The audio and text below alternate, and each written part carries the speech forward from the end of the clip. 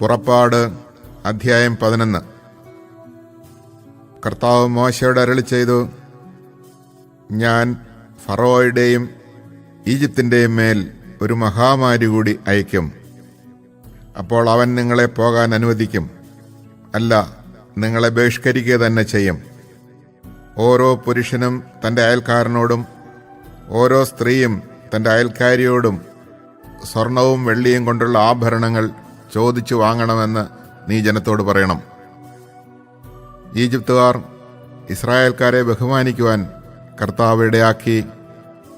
ഫറവോയുടെ സേവകരും ജനങ്ങളും മോശയെ ഈജിപ്തിലെ ഒരു മഹാപുരുഷനായി കരുതി. മോശ പറഞ്ഞു, കർത്താവ് അരുളിച്ചെയ്യുന്നു, ഞാൻ അർദ്ധരാത്രിയിൽ ഈജിപ്തിലൂടെ കടന്നുപോകും. സിംഹാസനത്തിലിരിക്കുന്ന ഫറവോ മുതൽ തിരികല്ലിൽ ജോലി ചെയ്യുന്ന ദാസി വരെയുള്ള എല്ലാ ഈജിപ്തുകാരുടെയും ആദ്യജാതൻ മരിക്കും. കന്നുകാലികളുടെ കടിഞ്ഞൂലുകളും ചാകും. ഇതുവരെ കേട്ടിട്ടില്ലാത്തതും ഇനി കേൾക്കാനിടയില്ലാത്തതുമായ ഒരു വലിയ നിലവിളി ഈജിപ്തിൽ നിന്നുയരും. എന്നാൽ ഇസ്രായേൽക്കാർക്കോ അവരുടെ മൃഗങ്ങൾക്കോ എതിരെ ഒരു പട്ടി പോലും ശബ്ദിക്കുകയില്ല. ഈജിപ്തുകാർക്കും ഇസ്രായേൽക്കാർക്കും തമ്മിൽ കർത്താവ് ഭേദം കൽപ്പിച്ചിരിക്കുന്നുവെന്ന് അങ്ങനെ നിങ്ങൾ മനസ്സിലാക്കും. അപ്പോൾ നിന്റെ ഈ സേവകരെല്ലാം എൻ്റെ മുമ്പിൽ സാഷ്ടാംഗം പ്രണമിച്ച്, നീയും കൂടെയുള്ള ജനങ്ങളും പൊയ്ക്കൊള്ളുക എന്ന് പറയും. അപ്പോൾ ഞാൻ പുറപ്പെടും. മോശ ഉഗ്രകോപത്തോടെ ഫറവോയുടെ മുമ്പിൽ നിന്ന് ഇറങ്ങിപ്പോയി. കർത്താവ് മോശയോട് അരുളിച്ചെയ്തു, ഈജിപ്തിൽ എൻ്റെ അത്ഭുതങ്ങൾ വർദ്ധിക്കാനിടയാവും വിധം ഫറവോ നിങ്ങളുടെ വാക്ക് അവഗണിക്കും. മോശയും അഹറോനും ഫറവോയുടെ സന്നിധിയിൽ ഈ അത്ഭുതങ്ങളെല്ലാം പ്രവർത്തിച്ചു. എന്നാൽ കർത്താവ് ഫറവോയുടെ ഹൃദയം കഠിനമാക്കിയതിനാൽ അവൻ ഇസ്രായേൽക്കാരെ തൻ്റെ രാജ്യത്ത് നിന്ന് വിട്ടയച്ചില്ല.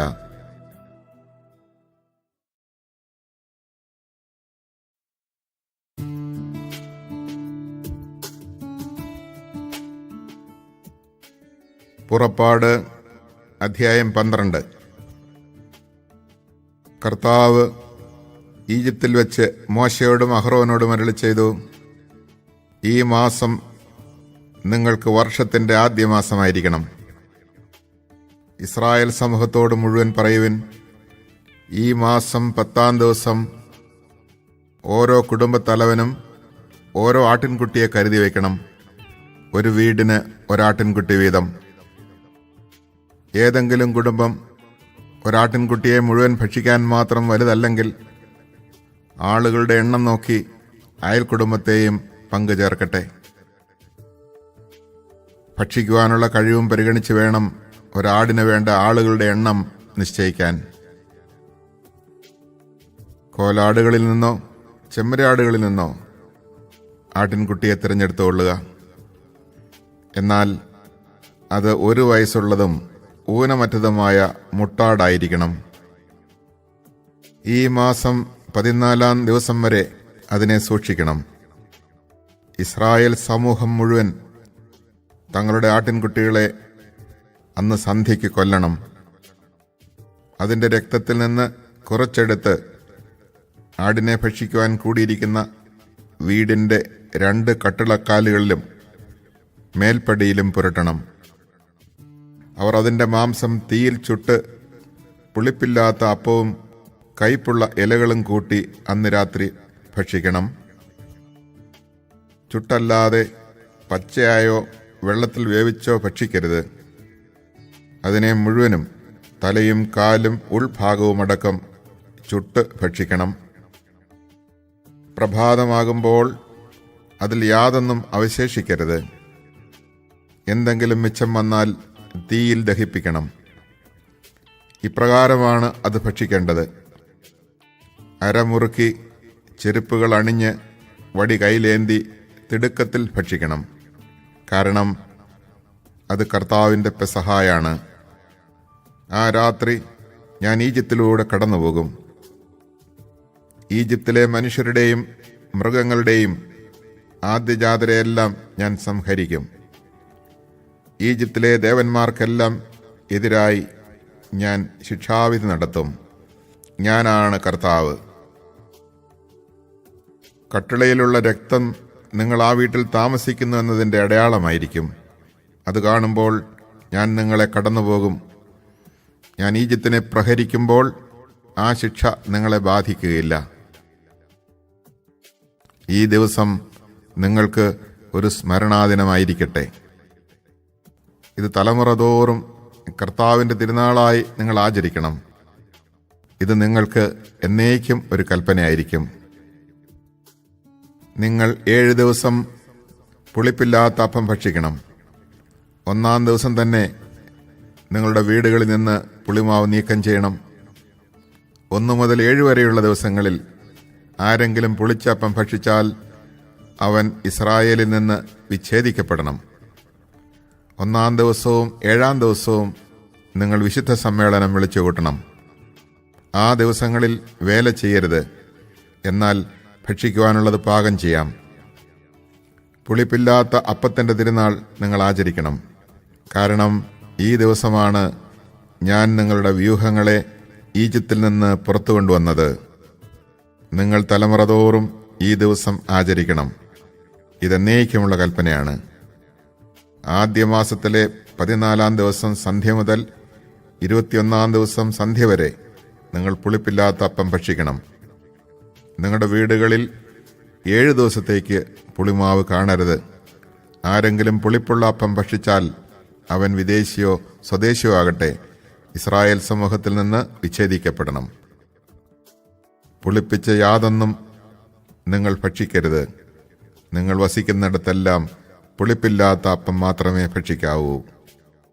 മോശ ഇസ്രായേൽ ശ്രേഷ്ഠന്മാരെ വിളിച്ചു പറഞ്ഞു, കുടുംബങ്ങളുടെ കണക്കനുസരിച്ച് നിങ്ങൾ പെസഹ ആട്ടിൻകുട്ടികളെ തിരഞ്ഞെടുത്ത് കൊല്ലുവിൻ. പാത്രത്തിലുള്ള രക്തത്തിൽ ഹിസോപ്പ് കമ്പ് മുക്കി 2 കട്ടിടക്കാലുകളിലും മേൽപ്പടിയിലും തളിക്കുവിൻ. പ്രഭാതമാകുന്നതുവരെ ആരും വീട്ടിന് പുറത്തു പോകരുത്. എന്തെന്നാൽ ഈജിപ്തുകാരെ സംഹരിക്കുന്നതിനു വേണ്ടി കർത്താവ് കടന്നുപോകും. എന്നാൽ നിങ്ങളുടെ മേൽപ്പടിയിലും 2 കട്ടിളക്കാലുകളിലും രക്തം കാണുമ്പോൾ കർത്താവ് നിങ്ങളുടെ വാതിൽ പിന്നിട്ട് കടന്നുപോകും. സംഹാരദൂതൻ നിങ്ങളുടെ വീടുകളിൽ പ്രവേശിച്ച് നിങ്ങളെ വധിക്കുവാൻ അവിടുന്ന് അനുവദിക്കുകയില്ല. ഇത് നിങ്ങളും നിങ്ങളുടെ സന്തതികളും എക്കാലവും ഒരു കൽപ്പനയായി ആചരിക്കണം. കർത്താവ് തൻ്റെ വാഗ്ദാനമനുസരിച്ച് നിങ്ങൾക്ക് തരുന്ന സ്ഥലത്ത് ചെന്ന് ചേർന്നതിന് ശേഷവും ഈ കർമ്മം ആചരിക്കണം. ഇതിൻ്റെ അർത്ഥം എന്താണെന്ന് നിങ്ങളുടെ മക്കൾ ചോദിക്കുമ്പോൾ പറയണം, ഇത് കർത്താവിന് അർപ്പിക്കുന്ന പെസഹ ബലിയാണ്.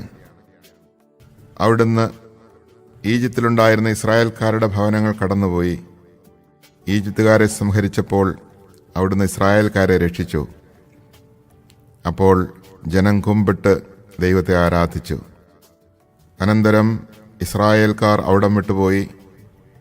കർത്താവ് മോശയോടും അഹറോനോടും കൽപ്പിച്ചതുപോലെ ജനം പ്രവർത്തിച്ചു. സിംഹാസനത്തിലിരുന്ന ഫറോ മുതൽ കാരാഗ്രഹത്തിൽ കഴിഞ്ഞിരുന്ന തടവുകാരൻ വരെ ഈജിപ്തിലുണ്ടായിരുന്ന എല്ലാവരുടെയും ആദ്യജാതരെ അർദ്ധരാത്രിയിൽ കർത്താവ് സംഹരിച്ചു. കന്നുകാലികളുടെ കടിഞ്ഞൂലുകളും കൊല്ലപ്പെട്ടു.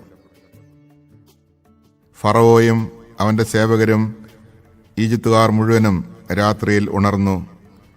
ഈജിപ്തിൽ നിന്ന് വലിയ നിലവിളി ഉയർന്നു. കാരണം ഒരാളെങ്കിലും മരിക്കാത്തതായി ഒരു വീടും അവിടെ ഉണ്ടായിരുന്നില്ല. ഫറവോ രാത്രിയിൽ തന്നെ മോശയെയും അഹ്റോനെയും വിളിച്ചു പറഞ്ഞു, നിങ്ങൾ എൻ്റെ ജനത്തിൻ്റെ ഇടയിൽ നിന്ന് പോകുവിൻ. നിങ്ങളും ഇസ്രായേൽക്കാർ മുഴുവനും നിങ്ങൾ പറഞ്ഞതുപോലെ പോയി കർത്താവിനെ ആരാധിക്കുവിൻ. നിങ്ങൾ ആവശ്യപ്പെട്ടതുപോലെ നിങ്ങളുടെ ആടുമാടുകളെയും കൊണ്ടുപോകുവിൻ. എന്നെ അനുഗ്രഹിക്കുകയും ചെയ്യുവിൻ. കഴിവതും വേഗം രാജ്യത്തിന് പുറത്തു കടക്കുവാൻ ഈജിപ്തുകാർ ജനത്തെ നിർബന്ധിച്ചു. അവർ പറഞ്ഞു, ഞങ്ങൾ മരിച്ചുകൊണ്ടിരിക്കുകയാണ്. കുഴച്ച മാവ് പുളിപ്പിക്കുന്നതിന് മുമ്പ് തന്നെ പാത്രത്തോടെ എടുത്ത് ജനം തങ്ങളുടെ തോൾമുണ്ടിൽ പൊതിഞ്ഞു. മോശ പറഞ്ഞതുപോലെ ഇസ്രായേൽക്കാർ പ്രവർത്തിച്ചു. അവർ ഈജിപ്തുകാരോട് പൊന്നും വെള്ളിയും കൊണ്ടുള്ള ആഭരണങ്ങളും വസ്ത്രങ്ങളും ചോദിച്ചു.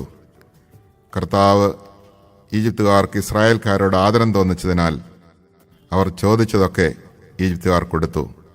അങ്ങനെ അവർ ഈജിപ്തുകാരെ കൊള്ളയടിച്ചു.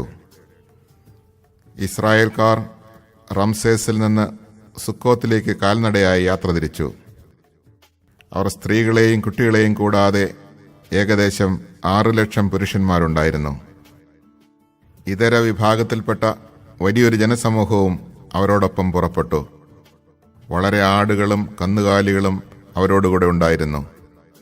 ഈജിപ്തിൽ നിന്ന് കൊണ്ടുപോകുന്ന മാവ് പുളിപ്പിക്കാത്തതായിരുന്നതിനാൽ അവർ പുളിപ്പില്ലാത്ത അപ്പം ചുട്ടു. തിടുക്കത്തിൽ പുറപ്പെട്ടതിനാൽ യാത്രയ്ക്കായി ആഹാരമൊരുക്കാൻ അവർക്ക് സമയം ലഭിച്ചില്ല. ഇസ്രായേൽക്കാരുടെ ഈജിപ്തിലെ വാസകാലം 430 വർഷമായിരുന്നു. 430 വത്സരം പൂർത്തിയായ അന്ന് തന്നെ കർത്താവിൻ്റെ ജനസമൂഹം മുഴുവൻ ഈജിപ്തിൽ നിന്ന് പുറപ്പെട്ടു. അവരെ ഈജിപ്തിൽ നിന്ന് പുറത്തു കൊണ്ടുവരുവാൻ വേണ്ടി കർത്താവ് ജാഗ്രതയായി വർത്തിച്ച രാത്രിയാണത്. അക്കാരണത്താൽ തലമുറ തോറും ഇസ്രായേൽക്കാർ ഉറക്കമുളച്ചിരുന്ന് ആ രാത്രി കർത്താവിൻ്റെ ബഹുമാനാർത്ഥം ആചരിക്കണം. കർത്താവ് മോശയോടും അഹറോനോടും അരുളി ചെയ്തു, പെസഹ ആചരിക്കേണ്ട ചട്ടം ഇതാണ്: പരദേശിയായ ഒരുവനും പെസഹ ഭക്ഷിക്കരുത്. എന്നാൽ വിലയ്ക്ക് വാങ്ങപ്പെട്ട അടിമ പരിച്ഛേദിതനെങ്കിൽ അവന് ഭക്ഷിക്കാം. പരദേശിയും കൂലിക്കാരനും അത് ഭക്ഷിക്കരുത്. പാകം ചെയ്ത വീട്ടിൽ വെച്ച് തന്നെ പെസഹ ഭക്ഷിക്കണം. മാംസത്തിൽ നിന്ന് അല്പം പോലും പുറത്തു കൊണ്ടുപോകരുത്. ആടിൻ്റെ അസ്ഥിയൊന്നും ഒടിക്കുകയും അരുത്. ഇസ്രായേൽ സമൂഹം മുഴുവൻ ഇതാചരിക്കണം. നിങ്ങളുടെ ഇടയിൽ പാർക്കുന്ന പരദേശി കർത്താവിൻ്റെ പെസഹ ആചരിക്കാൻ ആഗ്രഹിക്കുന്നെങ്കിൽ അവൻ്റെ വീട്ടിലുള്ള പുരുഷന്മാരെല്ലാവരും പരിച്ഛേദനം സ്വീകരിക്കണം. അതിനുശേഷം പെസഹ ആചരിക്കാം. അപ്പോൾ അവൻ സ്വദേശിയെപ്പോലെയാണ്. അപരിച്ഛേദിതരാരും പെസഹ ഭക്ഷിക്കരുത്. സ്വദേശിക്കും നിങ്ങളുടെ ഇടയിൽ പാർക്കുന്ന പരദേശിക്കും ഒരു നിയമമേ ഉണ്ടാകാവൂ. ഇസ്രായേൽക്കാർ എല്ലാവരും അപ്രകാരം പ്രവർത്തിച്ചു. കർത്താവ് മോശയോടും അഹ്റോനോടും പറഞ്ഞതുപോലെ അവർ ചെയ്തു. ആ ദിവസം തന്നെ കർത്താവ് ഇസ്രായേൽ ജനത്തെ നിരനിരയായി ഈജിപ്തിൽ നിന്ന് പുറത്തേക്ക് കൊണ്ടുവന്നു.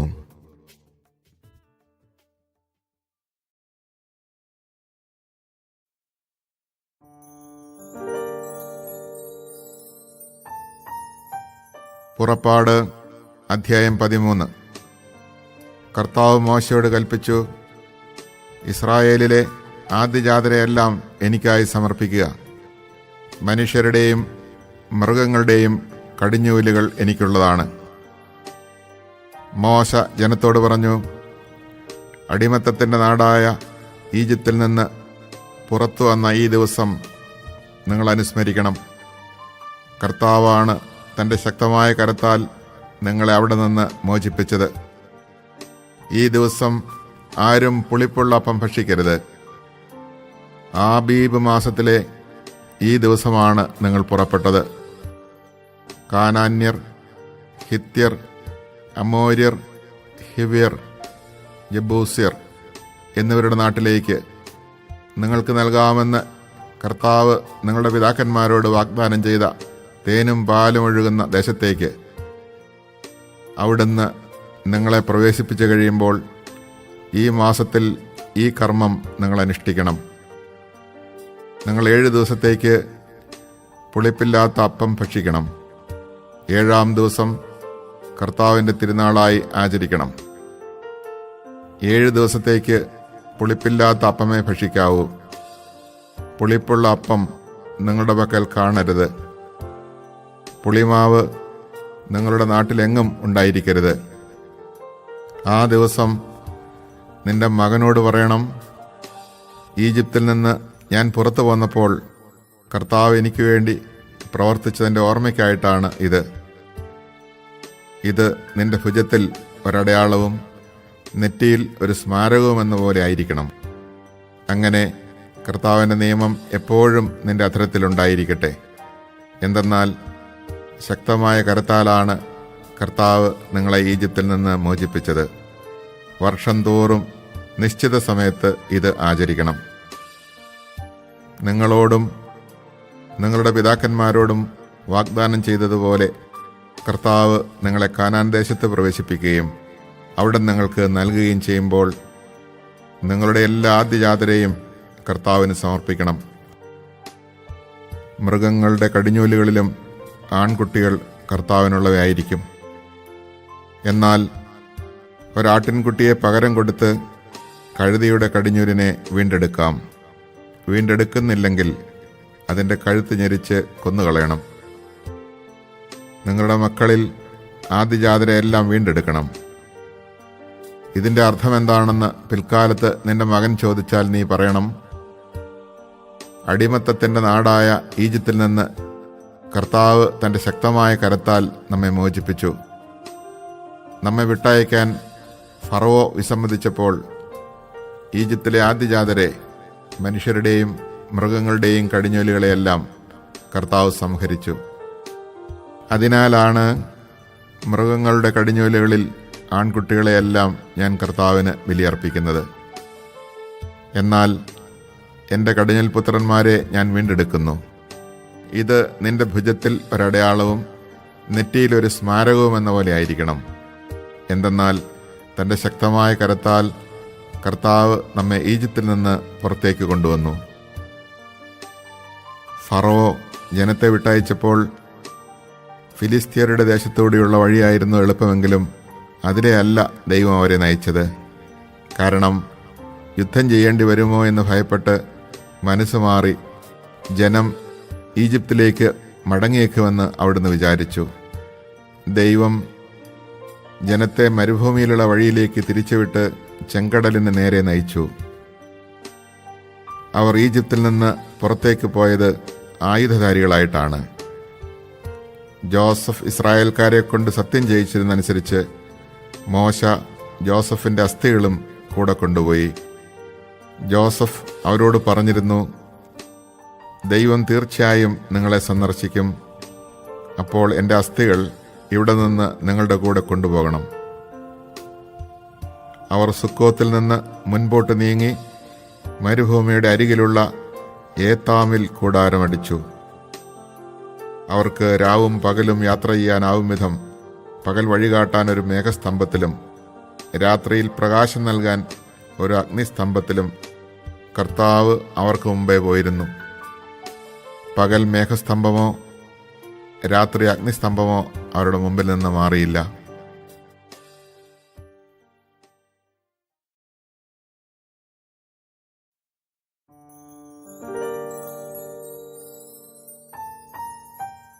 പുറപ്പാട് അധ്യായം 14. കർത്താവ് മോശയോട് അരുളി ചെയ്തു, ഇസ്രായേൽക്കാരോട് പറയുക, നിങ്ങൾ പിന്തിരിഞ്ഞ് പിഹഹിറോത്തിനു മുൻപിൽ മിഗ്ദോലിനും കടലിനും മധ്യേ ബാൽസെഫോന്റെ എതിർവശത്ത് പാളയമടിക്കുവിൻ. പാളയമടിക്കുന്നത് കടലിനടുത്തായിരിക്കണം. അപ്പോൾ ഫറവോ ഇസ്രായേൽക്കാരെക്കുറിച്ച് പറയും, അവർ ഇതാ നാട്ടിൽ അലഞ്ഞു തിരിയുന്നു. മരുഭൂമി അവരെ കുടുക്കിലാക്കിയിരിക്കുന്നു. ഇസ്രായേൽക്കാരെ അനുധാവനം ചെയ്യത്തക്ക വിധം ഫറവോയെ ഞാൻ കഠിനചിത്തനാക്കും. ഫറവോയുടെയും അവൻ്റെ സൈന്യങ്ങളുടെയും മേൽ ഞാൻ മഹത്വം വരിക്കും. ഞാനാണ് കർത്താവ് എന്ന് അപ്പോൾ ഈജിപ്തുകാർ മനസ്സിലാക്കും. കർത്താവ് പറഞ്ഞതുപോലെ ഇസ്രായേൽക്കാർ പ്രവർത്തിച്ചു. ഇസ്രായേൽക്കാർ പോയ വിവരം ഈജിപ്ത് രാജാവ് അറിഞ്ഞപ്പോൾ അവനും സേവകർക്കും അവരോടുണ്ടായിരുന്ന മനോഭാവം മാറി. അവർ പറഞ്ഞു, നാം എന്താണ് ഈ ചെയ്തത്? നമ്മുടെ അടിമകളായ ഇസ്രായേൽക്കാരെ വിട്ടയച്ചിരിക്കുന്നു. ഫറവോ തൻ്റെ രഥമൊരുക്കി സൈന്യങ്ങളെ സജ്ജമാക്കി. ഏറ്റവും മികച്ച 600 രഥങ്ങളും ഈജിപ്തിലെ മറ്റെല്ലാ രഥങ്ങളും അവയുടെ നായകന്മാരെയും അവൻ കൂടെ കൊണ്ടുപോയി. ഈജിപ്തിലെ രാജാവായ ഫറവോയെ കർത്താവ് കഠിനചിത്തനാക്കി. ധൈര്യപൂർവ്വം മുന്നോട്ട് പോയിക്കൊണ്ടിരുന്ന ഇസ്രായേൽക്കാരെ ഈജിപ്തുകാർ പിന്തുടർന്നു. ഫറവോയുടെ തേരുകളും കുതിരകളും കുതിരപ്പടയാളികളും സൈന്യം മുഴുവനും കടൽ തീരത്ത് പിഹഹിറോത്തിനരികെ ബാൽസെഫോന്റെ എതിർവശത്ത് പാളയമടിച്ച ഇസ്രായേൽക്കാരുടെ സമീപം എത്തിച്ചേർന്നു. ഫറോ സമീപിച്ചുകൊണ്ടിരുന്നപ്പോൾ ഇസ്രായേൽ ജനം കണ്ണുകളുയർത്തി നോക്കി. തങ്ങളെ പിന്തുടരുന്ന ഈജിപ്തുകാരെ അവർ കണ്ടു. ഭയവിഹുലരായ ഇസ്രായേൽക്കാർ കർത്താവിനെ വിളിച്ച് പ്രാർത്ഥിച്ചു. അവർ മോശയോട് ചോദിച്ചു, ഈജിപ്തിൽ ശവക്കുഴികളില്ലാഞ്ഞിട്ടാണോ നീ ഞങ്ങളെ മരുഭൂമിയിൽ കിടന്ന് മരിക്കാൻ കൂട്ടിക്കൊണ്ടുവന്നിരിക്കുന്നത്? നീ എന്താണ് ഞങ്ങളോട് ചെയ്തിരിക്കുന്നത്? ഈജിപ്തിൽ നിന്ന് എന്തിനാണ് ഞങ്ങളെ പുറത്തു കൊണ്ടുവന്നത്? ഞങ്ങളെ തനിയെ വിട്ടേക്കൂ. ഞങ്ങൾ ഈജിപ്തുകാർക്ക് വേല ചെയ്ത് കഴിഞ്ഞുകൊള്ളാമെന്ന് ഈജിപ്തിൽ വെച്ച് ഞങ്ങൾ നിന്നോട് പറഞ്ഞതല്ലേ? ഈജിപ്തുകാർക്ക് അടിമവേല ചെയ്യുകയായിരുന്നു മരുഭൂമിയിൽ കിടന്ന് മരിക്കുന്നതിനേക്കാൾ മെച്ചം. മോശ ജനത്തോട് പറഞ്ഞു, നിങ്ങൾ ഭയപ്പെടാതെ ഉറച്ചു നിൽക്കുവിൻ. നിങ്ങൾക്ക് വേണ്ടി ഇന്ന് കർത്താവ് ചെയ്യാൻ പോകുന്ന രക്ഷാകൃത്യം നിങ്ങൾ കാണും. ഇന്ന് കണ്ട ഈജിപ്തുകാരെ ഇനിമേൽ നിങ്ങൾ കാണുകയില്ല. കർത്താവ് നിങ്ങൾക്ക് വേണ്ടി യുദ്ധം ചെയ്തുകൊള്ളും. നിങ്ങൾ ശാന്തരായിരുന്നാൽ മതി. കർത്താവ് മോശയോട് പറഞ്ഞു, നീ എന്തിന് എന്നെ വിളിച്ച് കരയുന്നു? മുൻപോട്ട് പോകാൻ ഇസ്രായേൽക്കാരോട് പറയുക. നിന്റെ വടി കയ്യിലെടുത്ത് കടലിന് മീതെ നീട്ടി അതിനെ വിഭജിക്കുക. ഇസ്രായേൽക്കാർ കടലിന് നടുവേ വരണ്ട നിലത്തിലൂടെ കടന്നു പോകട്ടെ. ഞാൻ ഈജിപ്തുകാരെ കഠിനചിത്തരാക്കും. അവർ നിങ്ങളെ പിന്തുടരും. ഞാൻ ഫറവോയുടെയും അവൻ്റെ സൈന്യങ്ങളുടെയും തേരുകളുടെയും കുതിരപ്പടയാളികളുടെയും മേൽ മഹത്വം നേടും. ഫറവോയുടെയും അവൻ്റെ രഥങ്ങളുടെയും അശ്വസേനയുടെയും മേൽ ഞാൻ മഹത്വം വരിക്കുമ്പോൾ ഞാനാണ് കർത്താവെന്ന് ഈജിപ്തുകാർ മനസ്സിലാക്കും. ഇസ്രായേൽ ജനത്തിൻ്റെ മുൻപേ പോയിക്കൊണ്ടിരുന്ന ദൈവദൂതൻ അവിടെ നിന്ന് മാറി അവരുടെ പിൻപേ പോകാൻ തുടങ്ങി. മേഘസ്തംഭവും മുൻപിൽ നിന്ന് മാറി പിൻപിൽ വന്നു നിന്നു. അത് ഈജിപ്തുകാരുടെയും ഇസ്രായേൽക്കാരുടെയും പാളയങ്ങൾക്കിടയിൽ വന്നു നിന്നു. മേഘം ഇരുട്ട് നിറഞ്ഞതായിരുന്നു. അതിനാൽ ഒരു കൂട്ടർക്ക് മറ്റവരെ സമീപിക്കാനാവാതെ രാത്രി കഴിഞ്ഞു. മോശ കടലിന് മീതെ കൈനീട്ടി കർത്താവ് രാത്രി മുഴുവൻ ശക്തമായ ഒരു കിഴക്കൻ കാറ്റയച്ച് കടലിനെ പിറകോട്ട് മാറ്റി. കടൽ വരണ്ട ഭൂമിയാക്കി. വെള്ളം വിഭജിക്കപ്പെട്ടു. ഇസ്രായേൽക്കാർ കടലിന് നടുവേ ഉണങ്ങിയ മണ്ണിലൂടെ നടന്നു. അവരുടെ വലത്തും ഇടത്തും വെള്ളം മതിൽ പോലെ നിന്നു. ഈജിപ്തുകാർ ഫറവോയുടെ കുതിരകളും കുതിരപ്പടയാളികളും തേരുകളുമെല്ലാം അവരെ പിന്തുടർന്ന് കടലിൻ്റെ നടുവിലേക്ക് നീങ്ങി. രാത്രിയുടെ അന്ത്യയാമത്തിൽ കർത്താവ് അഗ്നിയുടെയും മേഘത്തിൻ്റെയും സ്തംഭത്തിൽ നിന്ന് ഈജിപ്തുകാരുടെ സൈന്യത്തെ നോക്കി അവരെ പരിഭ്രാന്തരാക്കി. അവിടുന്ന് രഥചക്രങ്ങൾ തടസ്സപ്പെടുത്തി. തന്മൂലം ഗതി ദുഷ്കരമായി. അപ്പോൾ ഈജിപ്തുകാർ പറഞ്ഞു, ഇസ്രായേൽക്കാരിൽ നിന്ന് നമുക്ക് ഓടി രക്ഷപ്പെടാം. കർത്താവ് അവർക്ക് വേണ്ടി ഈജിപ്തിനെതിരെ യുദ്ധം ചെയ്യുന്നു. അപ്പോൾ കർത്താവ് മോശയോട് പറഞ്ഞു, നിന്റെ കരം കടലിന് മീതെ നീട്ടുക. വെള്ളം മടങ്ങി വന്ന് ഈജിപ്തുകാരെയും അവരുടെ തേരുകളെയും കുതിരപ്പടയാളികളെയും മൂടട്ടെ. മോശ കടലിന് മീതെ കൈനീട്ടി. പ്രഭാതമായപ്പോഴേക്ക് കടൽ പൂർവസ്ഥിതിയിലായി. ഈജിപ്തുകാർ പിന്തിരിഞ്ഞോടിയത് അതിന് മധ്യത്തിലേക്കാണ്. അങ്ങനെ കർത്താവ് ഈജിപ്തുകാരെ നടുക്കടലിൽ ആഴ്ത്തി. ഇസ്രായേൽക്കാരെ പിന്തുടർന്ന് കടലിലിറങ്ങിയ തേരുകളെയും കുതിരപ്പടയാളികളെയും ഫറവോയുടെ സൈന്യം മുഴുവനെയും കടൽ വെള്ളം മൂടിക്കളഞ്ഞു. അവരിൽ ആരും അവശേഷിച്ചില്ല. എന്നാൽ ഇസ്രായേൽക്കാർ കടലിന് നടുവേ വരണ്ട ഭൂമിയിലൂടെ നടന്നുപോയി. അവരുടെ വലത്തും ഇടത്തും വെള്ളം മതിൽ പോലെ നിലകൊണ്ടു. അങ്ങനെ ആ ദിവസം കർത്താവ് ഇസ്രായേൽക്കാരെ ഈജിപ്തുകാരിൽ നിന്ന് രക്ഷിച്ചു. ഈജിപ്തുകാർ കടൽ തീരത്ത് മരിച്ചു കിടക്കുന്നത് ഇസ്രായേൽക്കാർ കണ്ടു. കർത്താവ് ഈജിപ്തുകാർക്കെതിരെ ഉയർത്തിയ ശക്തമായ കരം ഇസ്രായേൽക്കാർ കണ്ടു. ജനം കർത്താവിനെ ഭയപ്പെട്ടു. കർത്താവിനെയും അവിടുത്തെ ദാസനായ മോശയെയും വിശ്വസിക്കുകയും ചെയ്തു.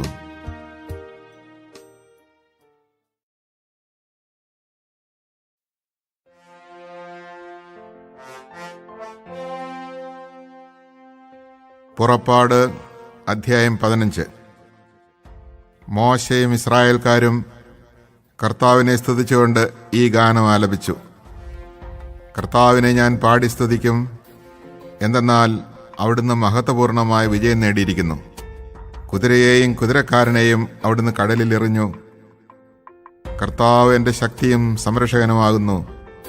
അവിടുന്ന് എനിക്ക് രക്ഷയായി ഭവിച്ചിരിക്കുന്നു. അവിടുന്നാണ് എൻ്റെ ദൈവം, ഞാൻ അവിടുത്തെ സ്തുതിക്കും. അവിടുന്നാണ് എൻ്റെ പിതാവിൻ്റെ ദൈവം, ഞാൻ അവിടുത്തെ കീർത്തിക്കും. കർത്താവ് യോദ്ധാവാകുന്നു, കർത്താവ് എന്നാകുന്നു അവിടുത്തെ നാമം. ഫറവോയുടെ രഥങ്ങളെയും സൈന്യത്തെയും അവിടുന്ന് കടലിൽ ആഴ്ത്തി. അവൻ്റെ ധീരരായ സൈന്യാധിപർ ചെങ്കടലിൽ മുങ്ങി മരിച്ചു.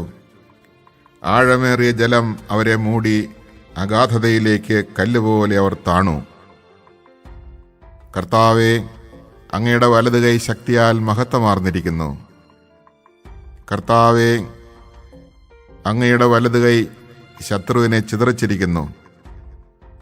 അനന്തമഹിമയാൽ അങ്ങ് എതിരാളികളെ തകർക്കുന്നു. കോപാഗ്നി അയച്ച് വൈക്കോലെന്ന പോലെ അവരെ ദഹിപ്പിക്കുന്നു. അങ്ങയുടെ നിശ്വാസത്താൽ ജലം കുന്നുകൂടി, പ്രവാഹങ്ങൾ നിശ്ചലമായി, കടലിൻ്റെ ആഴങ്ങൾ ഉറഞ്ഞ് കട്ടയായി. ശത്രു പറഞ്ഞു, ഞാൻ അവരെ പിന്തുടർന്ന് പിടികൂടും. അവരുടെ വസ്തുക്കൾ ഞാൻ കൊള്ളയടിച്ച് പങ്കുവയ്ക്കും. എൻ്റെ അഭിലാഷം ഞാൻ പൂർത്തിയാക്കും. ഞാൻ വാളൂരും, എൻ്റെ കരം അവരെ സംഹരിക്കും. നിന്റെ കാറ്റ് നീ വീശി, കടൽ അവരെ മൂടി. ഈയക്കട്ടകൾ പോലെ അവർ ആഴിയുടെ ആഴത്തിലേക്ക് താണു. കർത്താവേ, ദേവന്മാരിൽ അങ്ങേക്ക് തുല്യനായി ആരുണ്ട്?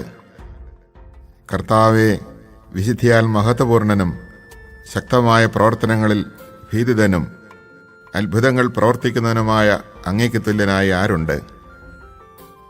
അങ്ങ് വലതുകൈ നീട്ടി ഭൂമി അവരെ വിഴുങ്ങി. അങ്ങ് വീണ്ടെടുത്ത ജനത്തെ കാരുണ്യത്തോടെ അങ്ങ് നയിച്ചു.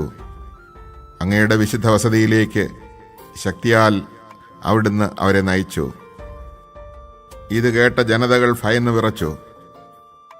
ഫിലിസ്ത്യർ ആകുലരായി, ഏദോം പ്രഭുക്കന്മാർ പരിഭ്രാന്തരായി, മോവാബിലെ പ്രബലന്മാർ കിടിലം കൊണ്ടു.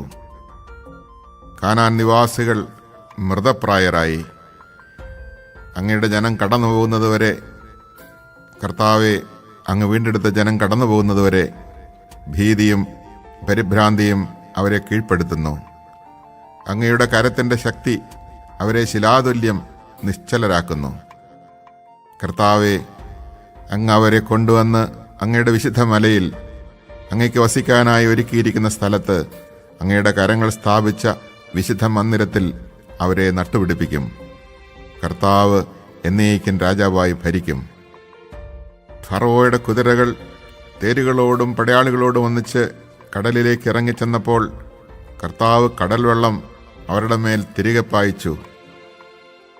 എന്നാൽ ഇസ്രായേൽ ജനം കടലിൻ്റെ നടുവേ വരണ്ട ഭൂമിയിലൂടെ കടന്നുപോയി. അപ്പോൾ പ്രവാചികയും അഹ്റോന്റെ സഹോദരിയുമായ മിരിയാം തപ്പ് കയ്യിലെടുത്തു. സ്ത്രീകളെല്ലാവരും തപ്പുകളെടുത്ത് നൃത്തം ചെയ്തുകൊണ്ട് അവളെ അനുഗമിച്ചു. മിരിയാം അവർക്ക് പാടിക്കൊടുത്തു, കർത്താവിനെ പാടി സ്തുതിക്കുവിൻ, എന്തെന്നാൽ അവിടുന്ന് മഹത്വപൂർണമായ വിജയം നേടിയിരിക്കുന്നു. കുതിരയെയും കുതിരക്കാരനെയും അവിടുന്ന് കടലിലെറിഞ്ഞു. മോശ ഇസ്രായേൽക്കാരെ ചെങ്കടലിൽ നിന്ന് മുൻപോട്ട് നയിച്ചു. അവർ ഷൂർ മരുഭൂമിയിൽ പ്രവേശിച്ചു. മരുഭൂമിയിലൂടെ 3 ദിവസം യാത്ര ചെയ്തിട്ടും ഒരിടത്തും വെള്ളം കണ്ടെത്തിയില്ല. അവർ മാറ എന്ന സ്ഥലത്ത് വന്നു ചേർന്നു. അവിടുത്തെ വെള്ളം അവർക്ക് കുടിക്കുവാൻ കഴിഞ്ഞില്ല. അത് കയ്പുള്ളതായിരുന്നു.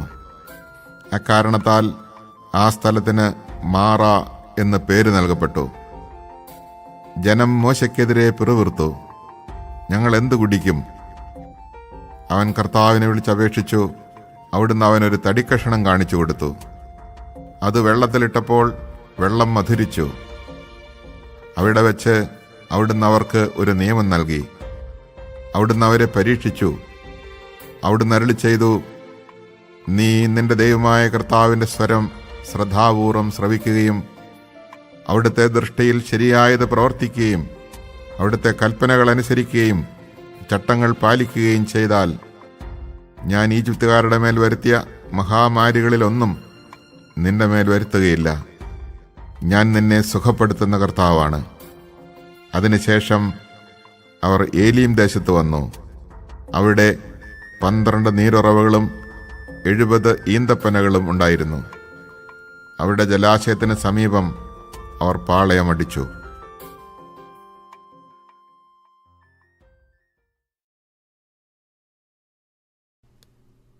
Chapter 11. Then the Lord told Moses, One more plague will I bring upon Pharaoh and upon Egypt. After that he will let you depart. In fact, he will not merely let you go, he will drive you away. Instruct your people that every man is to ask his neighbor, and every woman her neighbor, for silver and gold articles and for clothing. The Lord indeed made the Egyptians well disposed toward the people. Moses himself was very highly regarded by Pharaoh's servants and the people in the land of Egypt. Moses then said, Thus says the Lord, At midnight I will go forth through Egypt. Every firstborn in this land shall die, from the firstborn of Pharaoh on the throne to the firstborn of the slave girl at the handmill, as well as all the firstborn of the animals. Then there shall be loud wailing throughout the land of Egypt, such as has never been, nor will ever be again. But among the Israelites and their animals not even a dog shall growl, so that you may know how the Lord distinguishes between the Egyptians and the Israelites. All these servants of yours shall then come down to me, and prostrate before me. They shall beg me, Leave us, you and your followers. Only then will I depart. With that he left Pharaoh's presence in hot anger. The Lord said to Moses, Pharaoh refuses to listen to you that my wonders may be multiplied in the land of Egypt. Thus, although Moses and Aaron performed these various wonders in Pharaoh's presence, the Lord made Pharaoh obstinate, and he would not let the Israelites leave his land.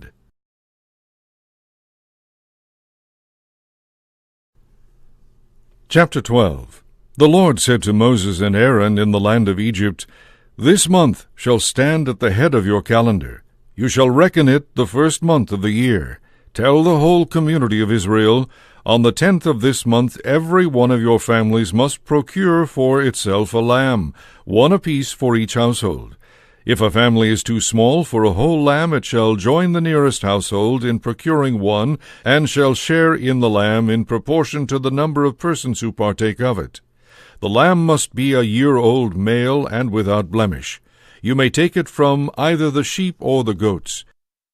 You shall keep it until the 14th day of this month, and then, with the whole assembly of Israel present, it shall be slaughtered during the evening twilight. They shall take some of its blood and apply it to the 2 doorposts and the lintel of every house in which they partake of the lamb. That same night they shall eat its roasted flesh with unleavened bread and bitter herbs. It shall not be eaten raw or boiled, but roasted whole, with its head and shanks and inner organs. None of it must be kept beyond the next morning. Whatever is left over in the morning shall be burned up. This is how you are to eat it. With your loins girt, sandals on your feet, and your staff in hand, you shall eat like those who are in flight. It is the Passover of the Lord.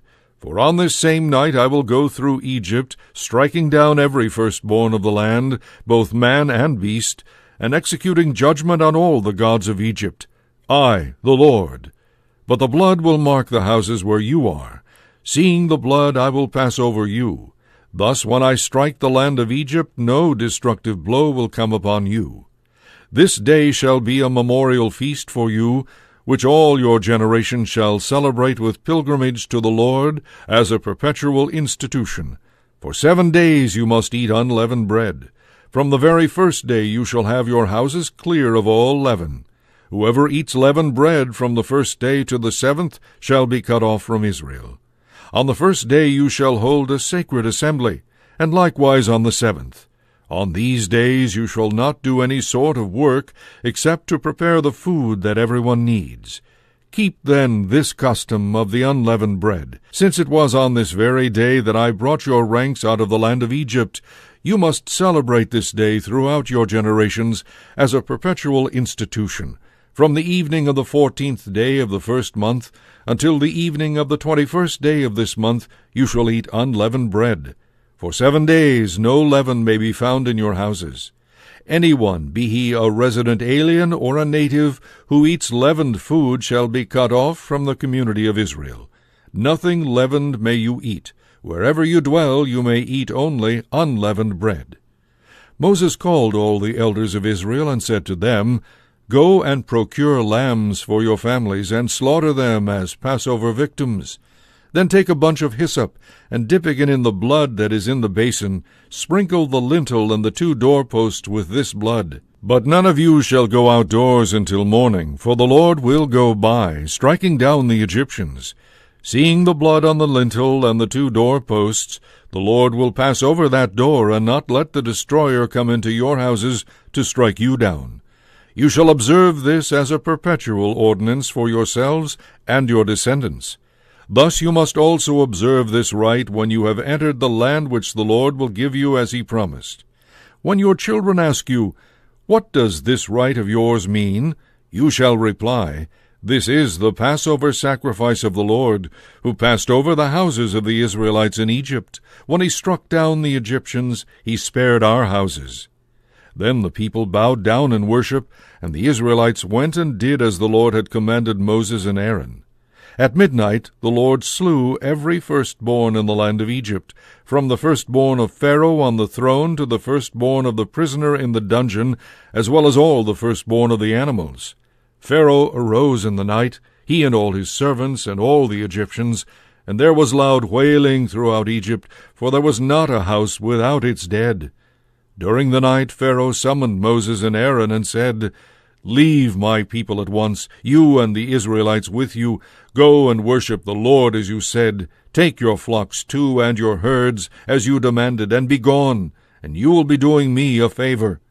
The Egyptians likewise urged the people on to hasten their departure from the land. They thought that otherwise they would all die. The people therefore took their dough before it was leavened in their kneading bowls, wrapped in their cloaks on their shoulders. The Israelites did as Moses had commanded. They asked the Egyptians for articles of silver and gold and for clothing. The Lord indeed had made the Egyptians so well disposed toward the people that they let them have whatever they asked for. Thus did they despoil the Egyptians. The Israelites set out from Ramses for Succoth, about 600,000 men on foot, not counting the children. A crowd of mixed ancestry also went up with them, besides their livestock, very numerous flocks and herds. Since the dough they had brought out of Egypt was not leavened, they baked it into unleavened loaves.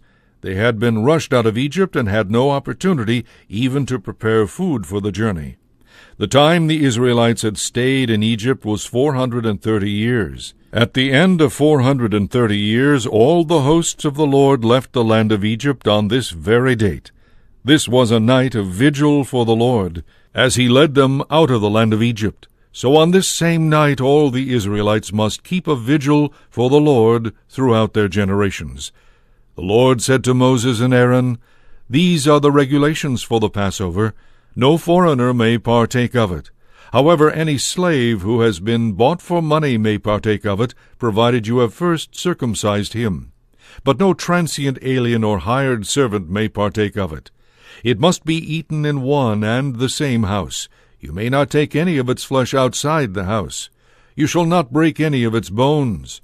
The whole community of Israel must keep this feast. If any aliens living among you wish to celebrate the Passover of the Lord, all the males among them must first be circumcised, and then they may join in its observance just like the natives. But no man who is uncircumcised may partake of it.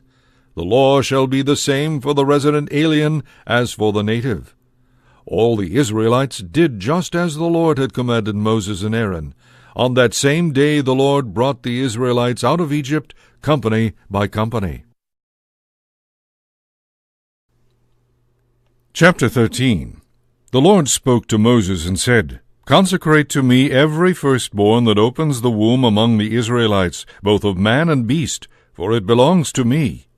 Moses said to the people, Remember this day on which you came out of Egypt, that place of slavery. It was with a strong hand that the Lord brought you away. Nothing made with leaven must be eaten. This day of your departure is in the month of Abib. Therefore it is in this month that you must celebrate this rite after the Lord your God has brought you into the land of the Canaanites, Hittites, Amorites, Hivites, and Jebusites, which he swore to your fathers he would give you, a land flowing with milk and honey. For 7 days you shall eat unleavened bread, and the 7th day shall also be a festival to the Lord. Only unleavened bread may be eaten during the 7 days. No leaven and nothing leavened may be found in all your territory. On this day you shall explain to your son, This is because of what the Lord did for me when I came out of Egypt. It shall be as a sign on your hand and as a reminder on your forehead. Thus the law of the Lord will ever be on your lips, because with a strong hand the Lord brought you out of Egypt. Therefore you shall keep this prescribed rite at its appointed time from year to year. When the Lord your God has brought you into the land of the Canaanites, which he swore to you and your fathers he would give you, you shall dedicate to the Lord every son that opens the womb, and all the male firstlings of your animals shall belong to the Lord. Every firstborn of an ass you shall redeem with a sheep. If you do not redeem it, you shall break its neck. Every firstborn son you must redeem. If your son should ask you later on, What does this mean? You shall tell him, With a strong hand the Lord brought us out of Egypt, that place of slavery. When Pharaoh stubbornly refused to let us go, the Lord killed every firstborn in the land of Egypt, every firstborn of man and of beast. That is why I sacrifice to the Lord everything of the male sex that opens the womb, and why I redeem every firstborn of my sons. Let this, then, be as a sign on your hand, and as a pendant on your forehead. With a strong hand the Lord brought us out of Egypt. Now when Pharaoh let the people go, God did not lead them by way of the Philistines' land, though this was the nearest. For he thought, should the people see that they would have to fight, they might change their minds and return to Egypt. Instead, he rerouted them toward the Red Sea by way of the desert road. In battle array the Israelites marched out of Egypt. Moses also took Joseph's bones along, for Joseph had made the Israelites swear solemnly that, when God should come to them, they would carry his bones away with them. Setting out from Succoth, they camped at Etham, near the edge of the desert. The Lord preceded them in the daytime by means of a column of cloud to show them the way, and at night by means of a column of fire to give them light. Thus they could travel both day and night. Neither the column of cloud by day nor the column of fire by night ever left its place in front of the people.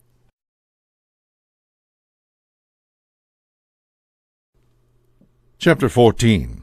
Then the Lord said to Moses, Tell the Israelites to turn about and camp before Pi-hahiroth, between Migdol and the sea. You shall camp in front of Baal-zephon, just opposite by the sea. Pharaoh will then say, The Israelites are wandering about aimlessly in the land. The desert has closed in on them. Thus will I make Pharaoh so obstinate that he will pursue them. Then I will receive glory through Pharaoh and all his army, and the Egyptians will know that I am the Lord. This the Israelites did. When it was reported to the king of Egypt that the people had fled, Pharaoh and his servants changed their minds about them. What have we done? They exclaimed. Why, we have released Israel from our service. So Pharaoh made his chariots ready and mustered his soldiers, 600 first-class chariots and all the other chariots of Egypt, with warriors on them all. So obstinate had the Lord made Pharaoh that he pursued the Israelites even while they were marching away in triumph. The Egyptians then pursued them. Pharaoh's whole army, his horses, chariots, and charioteers, caught up with them as they lay encamped by the sea at Pi-hahiroth in front of Baal-zephon. Pharaoh was already near when the Israelites looked up and saw that the Egyptians were on the march in pursuit of them. In great fright they cried out to the Lord, and they complained to Moses, Were there no burial places in Egypt that you had to bring us out here to die in the desert? Why did you do this to us? Why did you bring us out of Egypt? Did we not tell you this in Egypt, when we said, 'Leave us alone, let us serve the Egyptians'? Far better for us to be the slaves of the Egyptians than to die in the desert." But Moses answered the people, "Fear not, stand your ground, and you will see the victory the Lord will win for you today. These Egyptians whom you see today, you will never see again. The Lord himself will fight for you. You have only to keep still." Then the Lord said to Moses, "Why are you crying out to me? Tell the Israelites to go forward. And you lift up your staff, and with hand outstretched over the sea, split the sea in two, that the Israelites may pass through it on dry land. But I will make the Egyptians so obstinate that they will go in after them. Then I will receive glory through Pharaoh and all his army, his chariots and charioteers. The Egyptians shall know that I am the Lord, when I receive glory through Pharaoh and his chariots and charioteers." The angel of God who had been leading Israel's camp now moved and went around behind them. The column of cloud also, leaving the front, took up its place behind them, so that it came between the camp of the Egyptians and that of Israel. But the cloud now became dark, and thus the night passed without the rival camps coming any closer together all night long. Then Moses stretched out his hand over the sea, and the Lord swept the sea with a strong east wind throughout the night, and so turned it into dry land. When the water was thus divided, the Israelites marched into the midst of the sea on dry land, with the water like a wall to their right and to their left. The Egyptians followed in pursuit. All Pharaoh's horses and charioteers went after them right into the midst of the sea. In the night watch, just before dawn, the Lord cast through the column of the fiery cloud upon the Egyptian force a glance that threw it into a panic, and he so clogged their chariot wheels that they could hardly drive. With that the Egyptians sounded the retreat before Israel, because the Lord was fighting for them against the Egyptians. Then the Lord told Moses, "Stretch out your hand over the sea, that the water may flow back upon the Egyptians, upon their chariots and their charioteers." So Moses stretched out his hand over the sea, and at dawn the sea flowed back to its normal depth. The Egyptians were fleeing head-on toward the sea when the Lord hurled them into its midst. As the water flowed back, it covered the chariots and the charioteers of Pharaoh's whole army, which had followed the Israelites into the sea. Not a single one of them escaped. But the Israelites had marched on dry land through the midst of the sea, with the water like a wall to their right and to their left. Thus the Lord saved Israel on that day from the power of the Egyptians.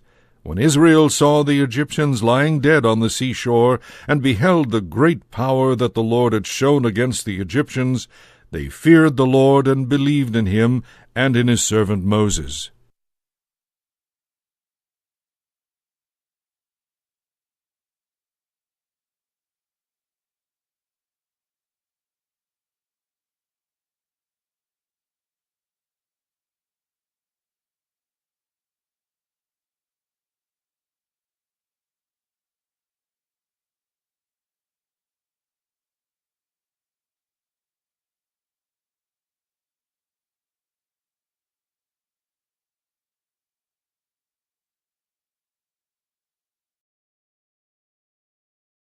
Chapter 15.